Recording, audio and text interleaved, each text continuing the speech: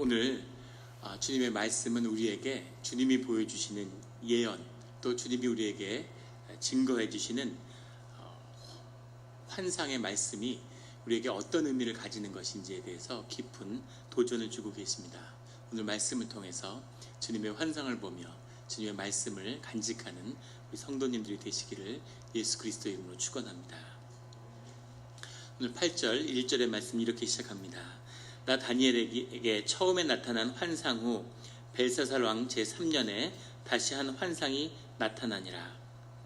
2절에는 내가 환상을 보았는데 내가 그것을 볼 때 내 몸은 엘람 지방 수산성에 있었고 내 환상을 보기는 을레 강변에서이니라. 이렇게 말씀이 증거하고 있습니다.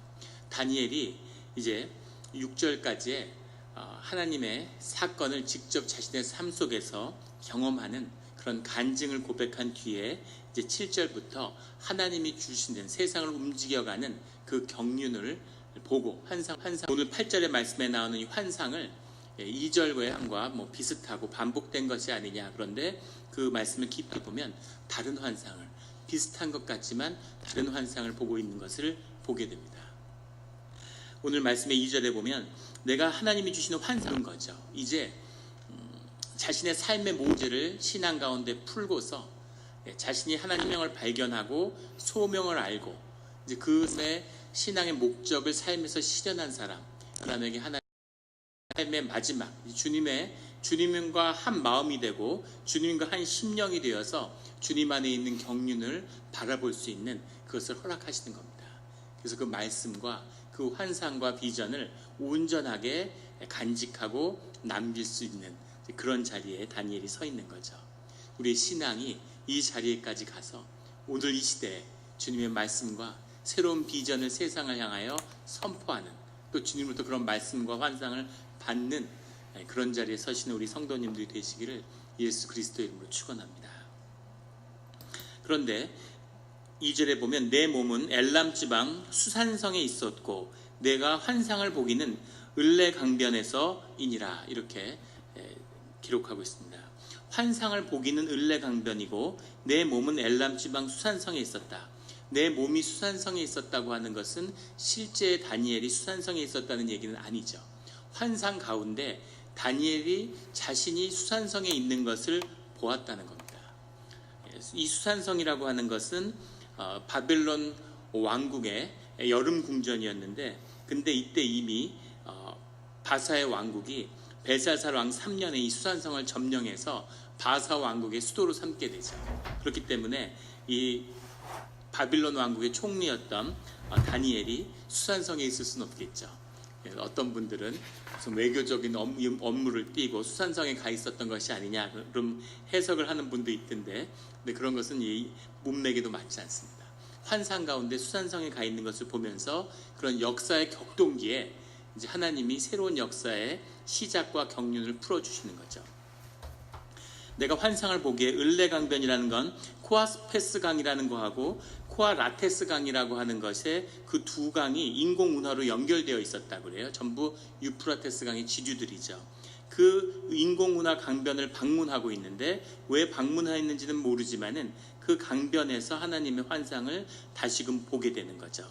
그리고 3절부터 8절까지 그 환상이 무엇이었는지를 쓰고 있고, 다시 17절부터 24절까지는 그 환상의 내용이 무엇인지를 환상 가운데서 천사가 풀어주는, 가브리엘 천사가 그 환상을 풀어주는 내용이 담겨 있습니다. 15절에 가면 나 다니엘이 이 환상을 보고 그 뜻을 알고자 할 때, 그래서 우리 심령에 우리가 보는 주님의 꿈은 심령을 통해서 풀어야 하는 거죠. 우리가 여러 번 나누었지만 우리의 심령이 보는 심령의 언어는 이미지라고 하는 것을 나누었습니다. 그래서 언어가 아니라 그 본 이미지의 뜻을 심령으로 알아서 그 심령의 이야기를 우리의 의식의 언어로 다시 기록한 것, 이것이 성경인 거죠. 그래서 그 심령 가운데 이 가브리엘 천사와 하나님의 음성을 듣게 되는 겁니다. 15절에 사람 모양 같은 것이 내 앞에 섰고, 여기서 사람 모양 같은 것이라고 하는 건 인자르라는 말이 아니라 가베르라고 하는 용사란 말입니다. 아마 가브리엘의 그 용사와 통하는 말이었겠죠. 가브리엘이 섰는데 16절에 사람의 목소리가 있어서, 이것은 주님의 사실 목소리겠죠. 외쳐 이르되 가브리엘아, 이 환상을 이 사람에게 깨닫게 하라. 가브리엘이 천사장인데 천사가 가브리엘아 이러진 않았겠죠. 인자의 목소리가, 주님의 목소리가, 하나님의 목소리가 가브리엘에게 이 다니엘이 본 환상의 내용이 무엇인지를 깨우쳐 알라고 이렇게 주님이 말씀하시는 겁니다. 그래서 첫 번째 나오는 숫염소의 환상이 있죠. 숫양의 환상이 먼저 나오죠. 숫양의 환상이라는 것은 바사와 메대 왕국을 의미하는 거라고 가브리엘 천사가 풀어주고 있습니다. 양이 있는데 이 숫양은 바사 왕국의 상징이었기 때문에 이것이 페르시아를 상징하라는 것이라고 하는 것은 가브리엘이 풀어주지 않아도 바로 알 수 있었겠죠. 우리가 봐도 알 수 있습니다. 그런데 한 뿔은 길고 한 뿔은 짧다. 긴 게 바사고 짧은 게 메대였겠죠. 같이 일어났지만 처음엔 메대 왕이 페르시아의 왕이었지만 바사가 메대를 흡수해서 페르시아 왕국이 일어나는 고레스라고 하는 인류 역사상 가장 걸출한 정치 군사 지도자에게 입금을 받았던 페르시아 왕국을 상징하고 있는 겁니다. 그리고 그 페르시아 왕국 다음에 이 숫양 다음에 본 이미지는 숫염소죠. 이 숫염소는 이 헬라 왕국을 상징하라는 것을 역시 가브리엘 천사가 풀어주고 있습니다. 이 가브리엘 그 천사가 풀어준 이 숫염소에게는 아주 현저한 뿔이 있다고 그렇게 기록하고 있죠. 그 현저한 뿔이 있는데 그것이 바로 이 숫염소의 첫 왕이다 이렇게 얘기하는데, 역사적으로 이것은 알렉산더 왕을 지칭하고 헬라 왕국을 지칭하는 것으로 받아들여집니다. 헬라 왕국에 알렉산더 왕이 일어났는데 이 알렉산더 왕이 페르시아 왕국을 무찌르게 되죠. 알렉산더 왕이 다리오 3세하고 전쟁을 하게 되는데 우리가 잘 아는 이수수 전투, 아르벨라 전투, 기원전 333년, 331년에 일어났던 믿기지 않는 히랍의 작은 왕국의 지도자였던 이 알렉산더가 군대를 이끌고 이 페르시아를 쳐들어왔다는 것도 말도 안 되는 건데 페르시아를 꺾었을 뿐만 아니라 나중에 인도까지 가게 되죠. 정복을 하게 되죠. 근데 이 페르시아 왕국 병력이 10배, 20배, 30배 병력의 차이가 나고 그 전쟁의 경험이나 왕국의 능력이나 말도 안 되는 이런 상황입니다. 전혀 실감하는 표정이 아니시니까. 지금으로 치면 쿠바가 미국을 침략한 거예요. 멕시코가 미국에 쳐들어온 겁니다. 캐나다 같은 나라가. 누가 봐도 미쳤구나. 어떻게 저런 무모한 짓을 할까. 그런데 페르시아가 무너진 거죠. 이런 거대한, 있을 수 없는 거대한 왕국의 명멸과 세력의 명멸, 불같이 일어나고 또 소멸하는 이 모든 것 뒤에 하나님이 역사하신다는 것을 다니엘에게 보여주는 거죠. 그래서 우리는 세상에 움직이는 그 속에 하나님의 경륜을 보고 하나님이 구하신 뜻이 무엇인가 하는 것을 봐야 되는 거죠. 그래서 이 왕국이 이 숫양과 숫염소의 역사가 있다 하는 것을 보게 되는 겁니다. 그런데 문제는 뭐냐면 이 8절에 나오는 숫염소가 스스로 심히 강대하여 가더니 강성할 때 그 큰 뿔이 꺾이고 그 대신에 현저한 뿔 넷이 하늘 사방을 향하여 났더라. 그것은 네 뿔, 한 큰 뿔이라는 알렉산더가 꺾인 다음에 알렉산더의 좌우에 서 있던 4명의 장군, 셀류쿠스, 프톨레마이어스, 카산더, 그 다음에 리시마쿠스인가요? 네 장군에 의해서 알렉산더의 세계 제국이 사분되는 거죠. 그 사분되는 역사를 상징한다는 것도 알 수 있죠. 그런데 9절부터 시작하는 그중 한 뿔에서 또 작은 뿔 하나가 나서 남쪽과 동쪽과 또 영화로운 땅을 향하여 심히 커지더니 10절에 그것이 하늘 군대에 미칠 만큼 커져서, 하늘 군대라는 건 느헤미야서에서는 천사의 무리라는 뜻으로 쓰이고 창세기 같은 데서는 하나님의 백성으로 쓰입니다. 하나님의 백성도 천사도 주님의 피조물을 하늘 군대라고 주님이 표현하시죠. 그런데 하늘 군대에 미칠 만큼 그 작은 뿔의 권세가 크다는 거죠. 그래서 군대와 별들 중에 며칠 땅에 떨어뜨리고 그것들을 짓밟고, 하늘의 천사의 군대를 싸워서 이기고 그 며칠 땅에 떨어뜨리고 뿐 아니라 그들을 짓밟았다고 얘기하는 겁니다. 11절에 또 스스로 높아져서 군대의 주제를 대적하며 그에게 매일 드리는 제사를 없애버렸고, 하나님께 대적할 뿐만 아니라 하나님께 드리는 제사를 없애버리고 그리고 성소를 헐었으며, 성소까지 헐어버렸다는 거죠. 12절에 그의 악으로 말미암아 백성이 매일 드리는 제사가 넘긴 바 되었고 그것이 또 진리를 땅에 던지며 자의로 행하여 형통하였더라. 자기의 의지대로 행하는데 형통함이 있다는 거죠. 형통함이라는 것은 하나님의 신의 주제하에 놓여 있기 때문에 하나님이 하시는 그 섭리대로 그 사람의 삶이 펼쳐지는 것을 형통이라고 의미하죠. 그래서 우리가 신앙의 길 가운데 형통의 길이 있어야 되는 거죠. 형통의 길이 열리기를 예수 그리스도의 이름으로 축원합니다.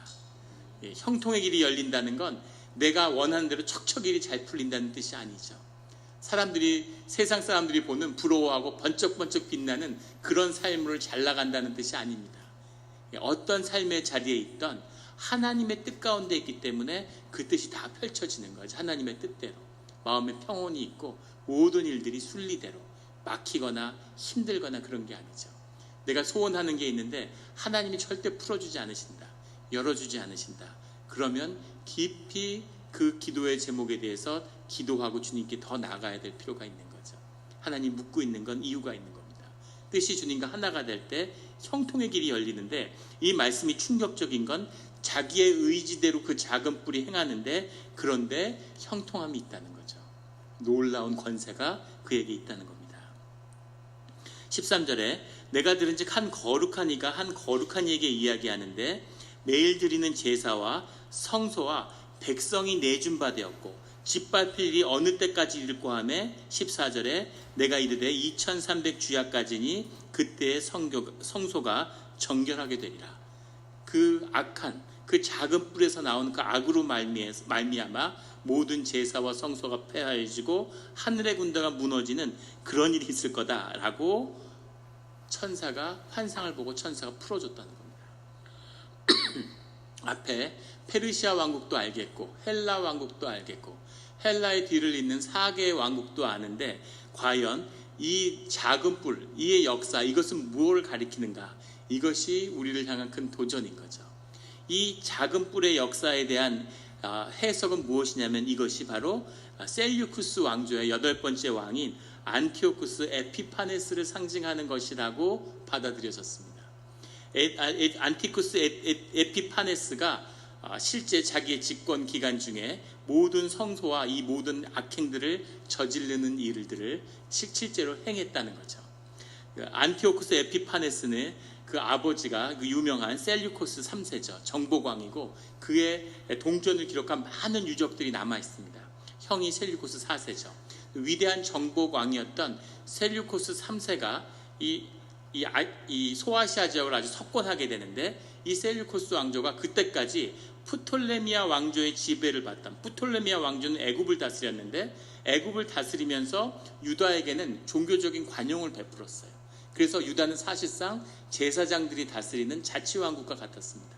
그런데 셀류쿠스 3세가 이 애굽 왕국을 무찌른 다음에 셀류쿠스 왕조의 지배를 받게 된 거죠. 유대 왕국이. 그러면서 이 유다 왕국의 헬라화, 그리스화의 바람이 불게 되는 겁니다. 근데 셀류쿠스가 막 그 군사력을 팽창해 가다가 그리스를 침공하게 되는데 그리스에서 로마와 마주치게 되는 거죠. 그래서 로마와 마주치는데 스키피오라고 하는, 한니발과 연합을 해서 스키피오와 싸우는데 역사상 가장 위대한 장군들 중에 하나인 한니발, 처음 들어보는 이름인 것 같은 표정으로 계시는 거 왜 그럴까요? 로마를 거의 멸망 직전까지 몰아갔던 한니발과 연합을 해서 셀류쿠스가 그릭을 침공했는데 그 로마에는 역사상 이 전무후무한 명장에게 마지막 패배를 안기고 한니발의 그 세력을 완전히 일소했던 스키피오 형제들이 있는 거죠. 단 한 번도 전쟁에 패하지 않는 상승 장군인 스키피오의 일가와 이 영웅, 이 셀류쿠스 3세가 그리스에서 격돌하게 됩니다. 그런데 지금 말씀드린 것처럼 스키피오 형제는 죽을 때까지 전쟁에서 한 번도 패한 적이 없죠. 셀류쿠스 3세가 처음으로 대패하게 되죠. 그리고 이제 그리스에서 물러나가지고 자기 땅으로 돌아오는 겁니다. 거기서 마파비아 평화협정이라고 하는 중요한 협정을 맺게 되는데 그 로마와 애굽과 이제 이 셀류쿠스의 왕조가 시리아가 서로 평화협정을 맺은 거죠. 이 셀류쿠스 왕조가 그렇게 로마의 세력을 이렇게 패하게 되는데 그때 셀류쿠스가 그 전쟁의 와중 끝에 죽게 되고 아들 사세에게 물려주고 자신의 다른 아들인 에피파네스를 인질로 로마에 보내게 됩니다. 그 평화협정을 지키겠다는 협약으로. 그래서 에피파네스는 14년 동안 로마에 인질 생활을 하죠. 인질 생활을 하다가 자기 형이 금방 죽으니까 14년 만에 비로소 돌아와서 왕의 자리에 오른 거죠. 그것이 안티오쿠스 에피파네스입니다. 그런데 이 안티오쿠스 아피파네스라고 하는 데오 아피파네스라는 말이 있는데 그릭말에 아피파네스라는 건 드러내다 이런 뜻이에요. 그릭말에 데오 아피파네스는 하나님을 드러낸다는 뜻입니다. 신을 드러낸다. 그런데 자기 이름에다가 아피파네스라는 이름을 넣었어요. 그래서 사실은 신적인 것이 자기에게 드러났다는 것을 표현하는 것 같지만 사실은 자기가 신적인 권위, 신을 드러냈다 이렇게 얘기하는 거죠. 그래서 들어와서 이 유다의 왕국을 이제 지배하러 왔는데 이 로마가 쳐들어오니까 로마로부터 유대라는 것이 또 위에는 파르티아라고 하는 왕국이 새롭게 부상하고 있고 이란의 북쪽과 아르메니아 지방 이런 쪽에서 로마가 서쪽에서 몰려오고 있고 안티오쿠스 에피파네스가 다시 애굽을 쳐서 애굽을 두 동강 내고 알렉산드를 제외한 모든 애굽을 전부 정복합니다. 그래서 아버지 셀류쿠스 3세의 영광을 회복하려고 하는 거의 회복할 만한 수준에 이르렀는데 알렉산드리아 공방을 눈앞에 두고 로마 원로원이 최후 통첩을 보내오죠. 알렉산드리아에서 물러나고 애굽에서 물러나라는 통첩을 받게 됩니다. 그런데 굉장한 굴욕이지만 에피파네스는 로마에서 자랐기 때문에 로마가 얼마나 강성한 군사력을 갖고 있고 어떤 나라인지를 아는 거죠. 그래서 굴욕적이지만 알렉산드리아를 눈앞에 두고 돌아오게 됩니다. 이 셀류쿠스도 마찬가지고 프톨레마이오스도 노예 국가를 다스리는 정복 왕조죠. 그들의 군대는 전부 다 용병들입니다. 월급을 주고 왕의 군대를 거느리는 거죠. 그런데 로마의 군대라고 하는 건 시민병이에요. 병사들이 자원해서 자기의 나라를 지키기 위해서 자원해서 싸우는 마치 근대 국가와 같은 그런 모습을 갖추고 있죠. 돈을 받고 노예로 싸우는 군대와 시민병으로 와서 자기의 가족과 재산을 지키기 위한 군대가 맞닥뜨리면 누가 이기겠습니까? 비교할 것도 없는 거겠죠. 그리고 이런 왕조들은 상비군을 유지하기 위해서 엄청난 비용이 드는데 로마는 모든 병사들을 징병으로 모으면 되는 거죠. 군대가 끝도 없이 모으고 한니발과 30년을 넘게 싸우고 수없이 패했지만 결국은 로마가 카르타고를 이긴 것도 그것이 이 시민 제도에 기인하고 있는 거죠. 그 힘을 알기 때문에 아피파네스가 굴욕을 참고 돌아왔죠. 돌아온 다음에 이 안티오쿠스 에피파네스의 마음을 사로잡은 건 이 유다 왕국 전체가 로마로 넘어가겠구나 하는 생각이 들었겠죠. 그래서 로마로부터 유다 왕국을 지키기 위해서는 유다 왕국 자체를 이 우월한 그리스의 문화로 완전히 헬라화시켜야 되겠다. 그래야 이 시리아 왕국이 살아남는다. 이런 생각을 하고 적극적인 헬라화 정책을 취하게 되는 겁니다. 그게 역사적 배경이죠. 그런데 그걸 얼마나 과격하게 실시했냐면 이 유다의 성소에 하나님의 이름을 입에 올리지도 않는 위대한 네 글자 테트라그라마톤이라고 부르는 이 위대한 네 글자가 말씀하셔서 하나님의 이름도 입에 담지 못하는 그런 유대인들이 드리는 그 성소에다가 제우스의 동상을 세웠다는 겁니다. 성소를 무너뜨리고 제우스의 동상을 세웠는데 제우스 위에 수염이 이렇게 덥수룩한 자기의 얼굴을 그 위에 얹었다고 그래요. 제우스 얼굴을 아는 사람이 없죠. 그러니까 안티오쿠스 에피파네스가 신이 되어서 안티오쿠스 에피파네스는 뭘 잘못 먹었나 왜 그렇게 됐을까? 역사적으로서는 황제를 숭상하는 황제 숭상에 그게 담겨있는 로마로부터 그걸 배워왔을 거다. 그렇게 얘기하는데 하여간 뭐에 씌운 거죠. 그래서 에피파네스는 드러난다라는 그리거라고 말씀드렸는데 그 당시에 이 시리아의 사람들, 그릭 사람들조차도 에피파네스를 에피마네스라고 불렀다고 그래요. 안티오쿠스 에피마네스라고 하는 건 미친놈이라는 뜻입니다. 안티오크 미친놈 이렇게 부르는 거죠. 해도 너무하는구나. 어떻게 저런 식으로 우상을 숭배할 수가 있지?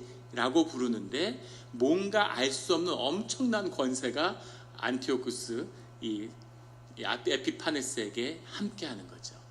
그래서 그가 이 유다에 대한 개인의 우상과 더불어 완전히 이 유다의 이 성소와 제사와 모든 걸 파괴하는 유다의 역사 가운데 이렇게 처참하게 심지어 이 아수르도 이렇게까지는 하지 않았던 거죠. 이렇게 처참하게 완전히 유다의 이런 신앙과 종교를 파괴하는 그 일을 행했는데, 이 아피파네스가 바로 이 작은 뿔이라고 받아들이는 거죠. 그런데 한번 보십시오. 이 환상으로만 본다면 수장이 있고 숫염소가 있고 네 뿔이 있고 그리고 여기에 작은 뿔이 나온 거죠. 그런데 이 수장이라고 하는 것은 고레스가 이끄는 페르시아예요. 어마어마한 세력이고 한 역사를 지배했던 세계 제국이죠. 그 다음에 알렉산더, 더 말할 게 뭐가 있습니까? 세계에서 가장 위대한 장군이고 상승, 무패, 세계를 정복한 위대한 정복자죠. 알렉산더와 고레스가 있는데, 거기에 비교해서 이 네 개 왕국 중에서도 이 작은 셀류쿠스 왕조, 시리아의 왕조에서도 거기서도 이 시원찮하고 칠칠 맞아서 결국은 로마의 손에 죽어나가는 이 에피파네스가 어떻게 이런 앞에 있는 위대한 지도자들과 동률했으면 그것보다 더 강력한 이런 지도자로 이렇게 지칭될 수 있었을까 하는 거죠. 그게 이상하지 않습니까? 오늘 뭐 특별히 힘든 날인가요? 다들 몹시 고통스러운 표정들이신데, 왜 뭐가 안티오쿠스 아피파네스가 이 고레스나 이 알렉산더와보다 더 큰 권세를 가진 자로 그렇게 성경에, 그렇게 하나님 눈에 기록되었을까 하는 거죠. 이것이 바로 아피파네스가 가지는 영적인 파워의 배경인 겁니다. 알렉산더도 고레스도 성전을 파괴하지 못하는 거예요. 그런데 아무렇지 않게 성전을 파괴하고 제사를 폐하고 제사장 그룹들을 다 끌어내다가 도륙을 하고, 그런 일들을 서슴없이 할 수 있는 그 파워가 에피파네스한테 있는 거죠. 이것이 영적인 힘이고 악의 힘입니다. 그 악에 붙들렸기 때문에 엄청난 힘이 있는 거죠.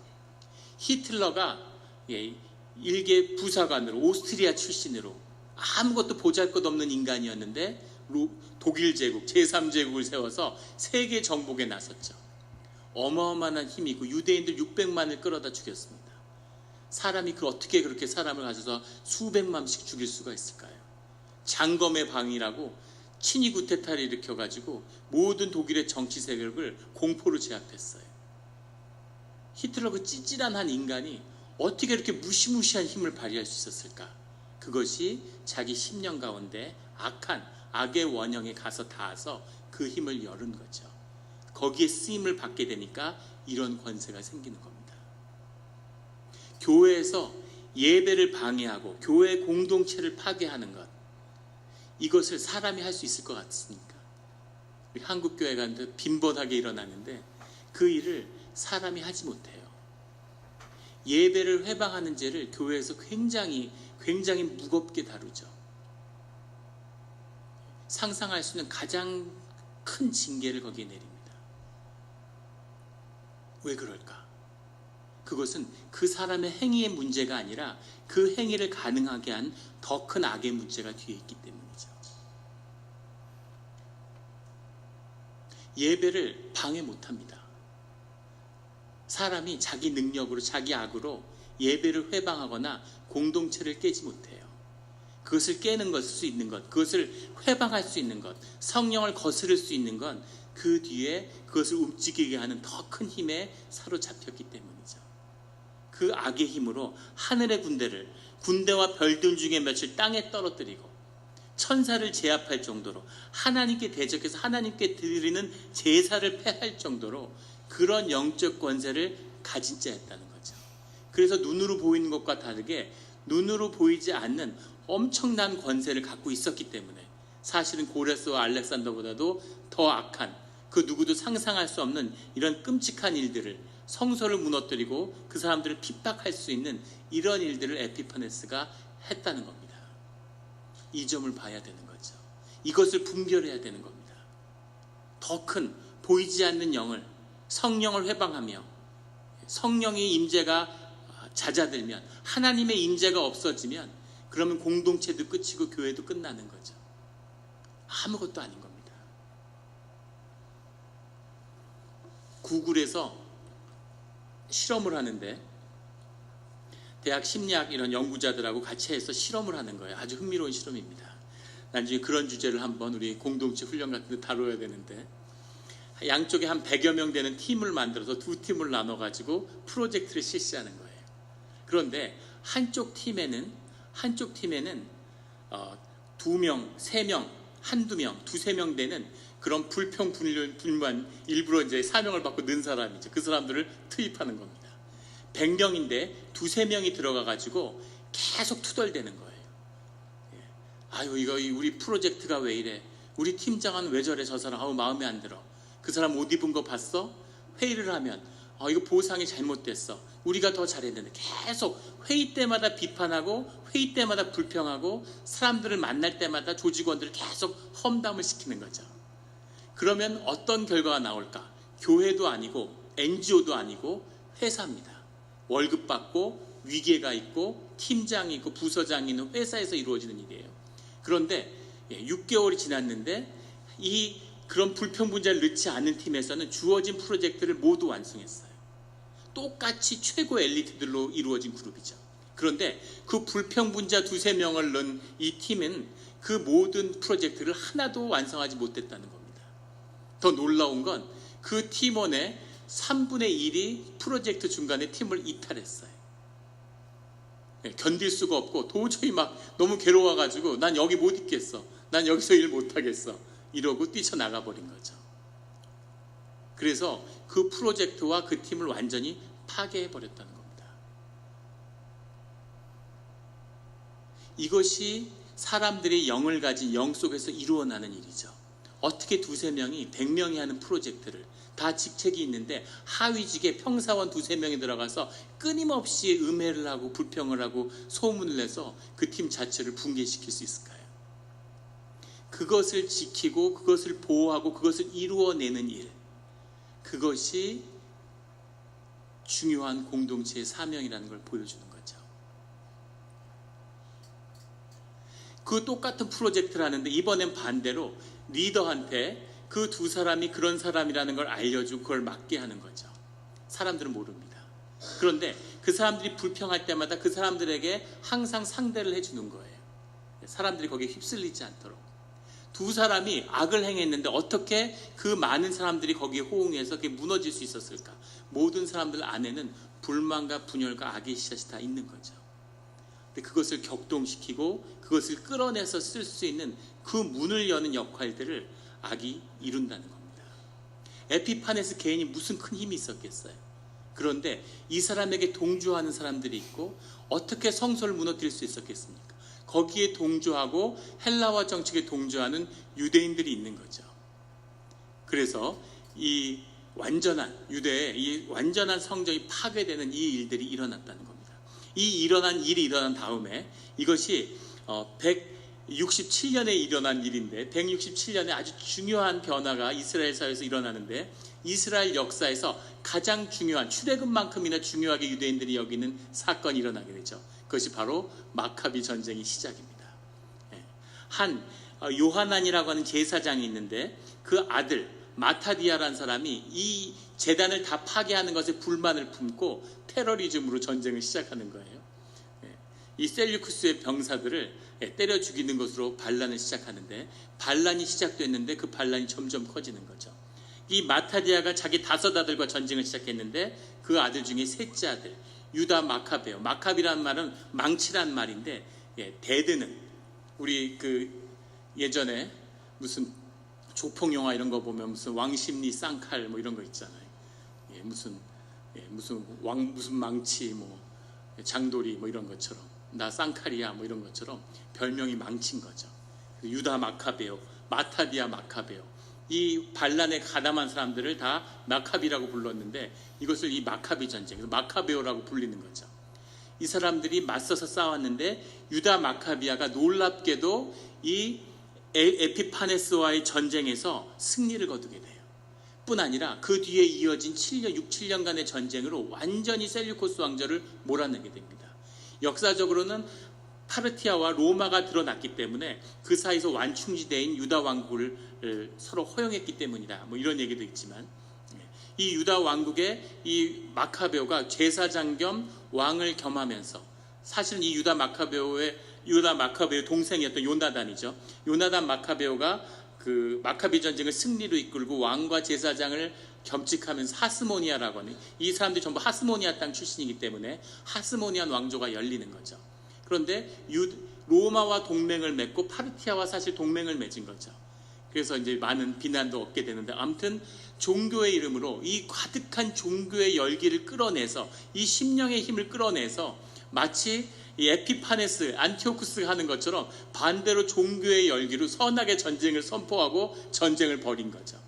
그런데 이 작은 유대의 민족이 셀류쿠스 왕조를 완전히 엎어버린 겁니다. 복잡한 마카베오서라는 성경에 기록이 있는데, 여기 빠져 있어요. 저희 그 개신교의 성경에는 종교 개혁을 하면서 마카베오서를 원래 있던 걸 뺐습니다. 빠진 게 여러 개 있는데, 그걸 왜 뺐는지에 대해서는 다음에 언제 또 다룰 기회가 있겠죠. 어쨌든 이 마카베오서에 그 기록이 자세하게 기록되어 있습니다. 근데 그 과정들이 쭉 뭐 복잡 단단한 일이 있었는데 결과적으로 놀라운 승리를 거뒀다는 거죠. 마카베오가 이 전쟁을 승리한 다음에 돌아와서 이 성전을 무너뜨리고 완전히 셀류쿠스의 잔당들을 일소한 다음에 성전을 다시 봉헌하게 되는 거죠.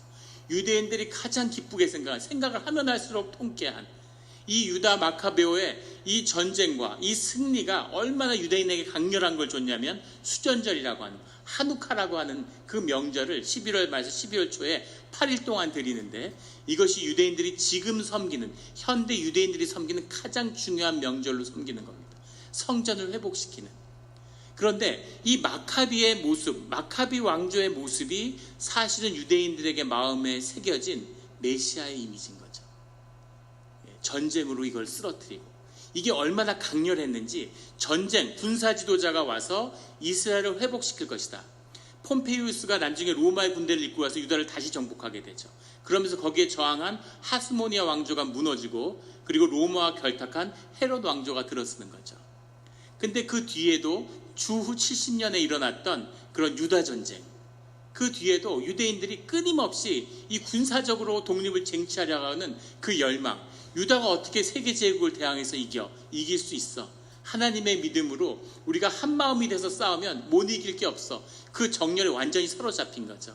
이 열정이 열정주의자들에게 번져서 이 유대인들이 전쟁으로 세계를 정복하고 우리가 세계 제국이 돼야 된다. 모든 사람들 유대인으로 개종해야 된다. 이런 운동이 시작됐는데, 그 운동은 엉뚱하게도 이때부터 시작해서 600년 뒤에 모하마드라고 하는 지도자를 만나게 되죠. 그래서 모하마드의 이 세계 정복에 나서는 그 유명한 8장로, 그 8장로가 전부 다 유대인입니다. 이 마카비 전쟁의 영향이라고 하는 건 말할 수 없는 큰 영향을 미친 거죠. 이 종교적 열정과 그 힘을 이용해서 아까 싸워서 이겨야 된다는 것, 이것이 유대인들을 사로잡은 메시아가 바로 이거야. 메시아는 이렇게 와야 되는 거야. 그런데 마카비 왕조는 조금 하스모니아 약조는 약해.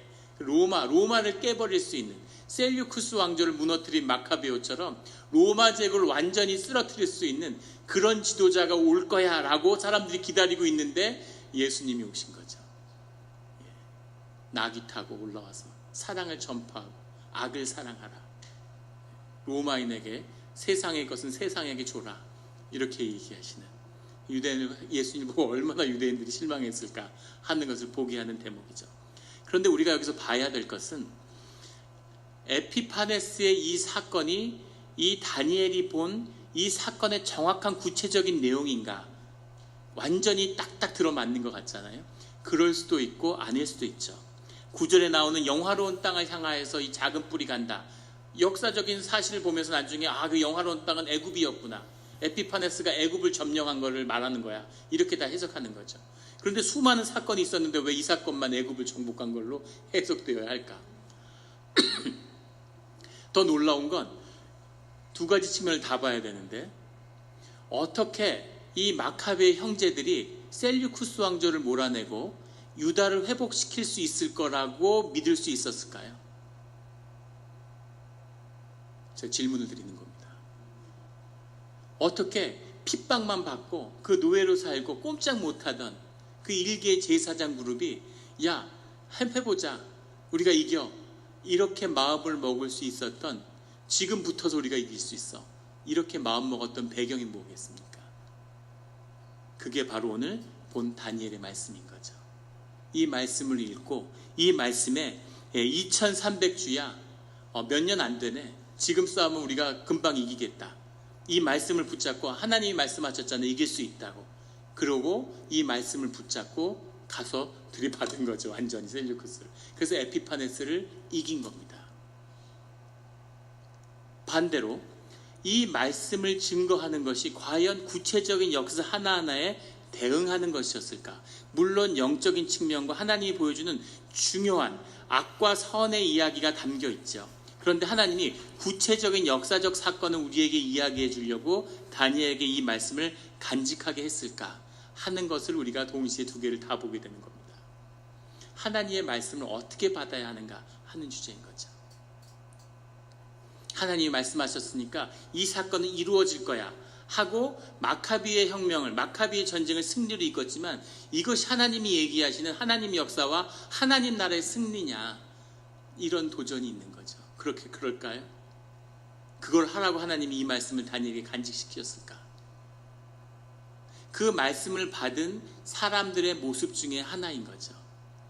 마카비 혁명이 하나님의 뜻 가운데 있는 것이지만, 그러면 이 알렉산더의 제국은, 고레스의 제국은 하나님의 뜻이니까 이것은 하나님의 뜻대로 이루어져야 하는 거고, 고레스 왕국이나 알렉산더에게 저항하는 것은 하나님의 뜻을 거스르는 것인가?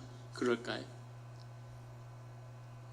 하나님의 섭리와 하나님의 역사가 이루어지는데, 그 역사가 하나님 뜻대로 이루어진다는 것은 하나님이 그 모든 삶의 역사를 통해서 하나님이 이루시는 일이 있다는 거죠. 그리고 그 구체적인 일은 마카비 왕조의 사건을 보는 것처럼 그것이 하나님의 뜻대로 이루어졌다고 해서 꼭 하나님의 이름으로 온전히 됐다고 할 수는 없다는 겁니다. 무슨 말씀인지 귀 있는 자는 들을지어다. 우리가 하나님의 뜻을 받아서 하나님의 뜻을 이루고자 최선을 다해. 그래서 그것이 하나님의 일은 아니라는 거죠. 그렇다고 하나님이 뜻대로 하시겠지, 하나님이 하시는 일인데 무슨 일이 일어나는지 내가 한번 보자, 그것도 하나님의 일을 따라서 하나님의 뜻에 따라 살아가는 하나님의 사람들의 삶이 아니라는 거죠. 하나님의 말씀을 듣고 하나님의 뜻을 이루고자 최선을 다하지만 그 일을 결국 하나님으로 일로 만드는 것은 하나님과 성령의 역사라는 겁니다. 그것이 이루어져야 되는 거죠. 그 일 가운데 하나님이 정말 보고자 하고 이루고자 하고 역사의 격리를 통해서 점점 더 구체화시키고자 하는 하나님의 뜻은 무엇이냐면, 하나님의 뜻을 받드는, 하나님의 뜻을 받드는 남은 자들, 성스러운 씨앗의 역사가 하나님 안에서 새로워지는 역사를 하나님이 이루기를 원하신다는 거죠. 아무리 악이 흥왕해도, 성소가 무너지고 하늘의 군대를 떨어뜨리고 천사를 짓밟는 악의 힘이 흥왕할지라도 결국 그것을 하나님이 끝장을 내고 하나님의 선함을 믿는 하나님 백성들의 나라가 임한다. 그것을 붙들고 살으라고 하나님이 말씀하시는 겁니다. 다니엘은 평생을 히브리 노예로 살다가 노예의 땅에서 죽었죠. 하지만 주님이 새로운 꿈을 다니엘의 마음에 주신 거죠. 오늘 26절에 너는 그 환상을 간직하라. 오늘 본 꿈을 간직하라는 거죠. 이것을 남기고 이 꿈을 전하라고 말씀하시는 겁니다. 이 꿈을 전했기 때문에 유다 왕국이 살아남았죠.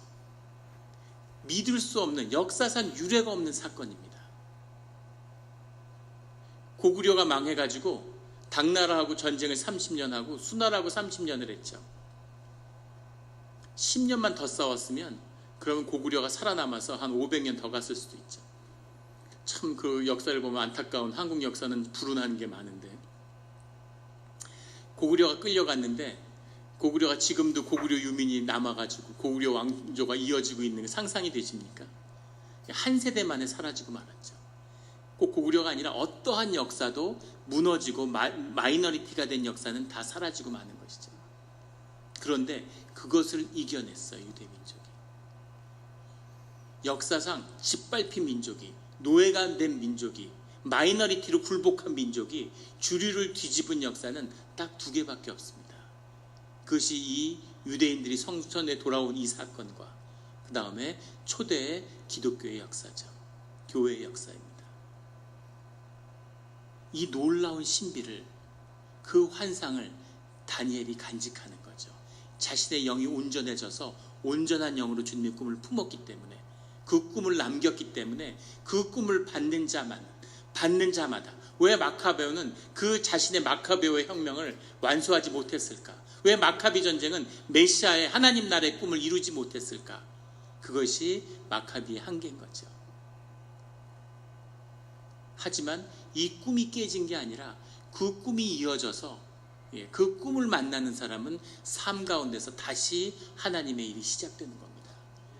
오늘 나의 뜻대로 해서 형통한다는, 내 의지대로 해서 형통하는 게 사람들이 제일 바라는 일이겠죠. 내가 간구하는 것마다 주님이 들어주시고 내가 원하는 것이 이루어지고, 그런데 그것이 악의 본질인 것을 주님이 말씀하시는 거예요. 하나님의 꿈을 어떻게 만나냐면 내 꿈이 깨진 자리에서 하나님의 꿈을 만나는 거죠. 나이 70, 80이 돼서 이 기도하는 다니엘의 마음은 어떤 것이었겠습니까? 평생을 예루살렘으로 돌아가기를 꿈꾸고 매일 3번씩 예루살렘을 위해서 기도하고, 그런 마지막 다니엘에게 하나님이 꿈을 주시는 거죠. 자기는 가지 못하지만, 자기는 기억도 나지 않는 가물가물한 예루살렘을 다시 보지 못하지만, 자신은 이 유대의 민족으로 와서 완전히 세계 제국에 빠져버린, 2번 다시 회복될 것 같지 않은 그런 유다 민족의 비참한 모습을 보지만, 하나님의 꿈을 내 가슴 속에 내 깨진 10년 가운데 받았기 때문에 그 꿈을 받드는 자, 그 거룩한 씨앗의 역사가 다시 시작되는 거죠. 그리고 그 꿈은 느헤미야나 에스겔에 의해서, 아마 다니엘은 그렇게 빨리 이루어질 거라고 상상도 못했을 겁니다. 그 꿈이 다시 시작되는 거죠. 삶에 아직 꿈을 갖고 계십니까? 내 꿈이 깨진 자리, 이민홈에서 어떤 꿈을 갖고 오셨습니까?